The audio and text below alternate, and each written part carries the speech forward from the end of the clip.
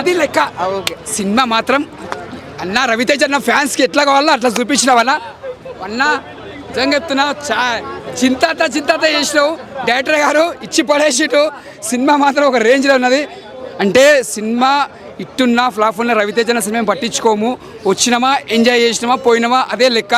అంటే ఇది ఒక ఫ్యామిలీకి, ఆడియన్స్కి కనెక్ట్ అయ్యే దగ్గర ఉంటుంది సినిమా. అంటే ఒకటి ఏంటంటే మెయిన్ చెప్పాలంటే మన సునీల్ గారు ఉన్నాడు ఇలా ఛానల్తో. సునీల్ గారు వచ్చారు కాబట్టి మాకు ఇంకోటి ఎంటర్టైన్మెంట్ చాలా మంచిగా అనిపించింది.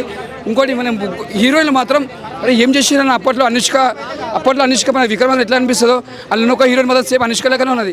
ఆమె మాత్రం పక్కకు రవితేజ ఉన్న పక్కకు హీరోయిన్ మాత్రం కంపల్సరీ స్టార్లు అయిపోతారు. అంటే ఆయన మంచిగా హీరోయిన్లకి డైరెక్టర్లకి మంచిగా ఆయన నెంబర్ వచ్చిన ఇంకో మంచిగా స్టార్లు అయిపోతారు. కానీ సినిమా మాత్రం మంచి సినిమా అని చెప్పొచ్చు. ఎక్కడ కూడా బోరింగ్ లేదు. మెయిన్ చెప్పాలంటే ఫైట్స్ మాత్రం చాలా కొత్తగా పెట్టిండు, డిఫరెంట్ పెట్టిండు. ఈ సంక్రాంతికి మెగాస్టార్ తర్వాత అంటే రవితేజ అన్ననే సెకండ్ ప్లేస్. ఎందుకంటే అన్న క్యారెక్టర్ కానీ ఒక డిఫరెంట్ యాంగిల్, అన్న క్యారెక్టర్ కానీ సింపులిజం. ఆయన సినిమా హిట్ అయిన ఫ్లాప్ అయినా ఇంకా చూసుకోడు, పోతూనే ఉంటాడు, ముంగడికి పోతూనే ఉంటాడు. ఇంకా పోతూనే ఉండాలన్న నువ్వు ఎన్నో సినిమాలు తీయాలి, ఇంకా ఫ్యాన్స్కి ఎంటర్టైన్మెంట్ చేయాలి. ఎన్నో సినిమాలు మేము చూసి ఇన్స్పిరేషన్ మీకు. ఎందుకంటే కష్టపడి పైకి వచ్చిన మనిషి అంటే ఒక రవితేజ, ఒక చిరంజీవి గారే.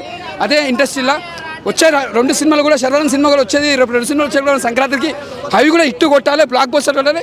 మన తెలుగు సినిమా, మన తెలుగు హీరోలు అన్ని బ్లాక్ బస్టర్ కూడా మంచి కూడా ఉంటా. అందరికీ సంక్రాంతి శుభాకాంక్షలు. చాలా బాగుందండి బొమ్మ, block buster. 2 mass heroes on 1 screen. Super. అసలు అనిల్ రావిపూడి గారు చాలా బాగా డైరెక్ట్ చేశారు. సూపర్.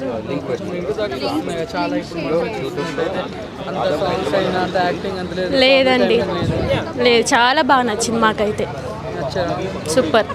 లాస్ట్ మొత్తం పోల్చుకుంటే ఇది చాలా ఓవరాల్ ఎంత రేటింగ్ ఇస్తారు? 5 రేటింగ్స్ ఇస్తారు.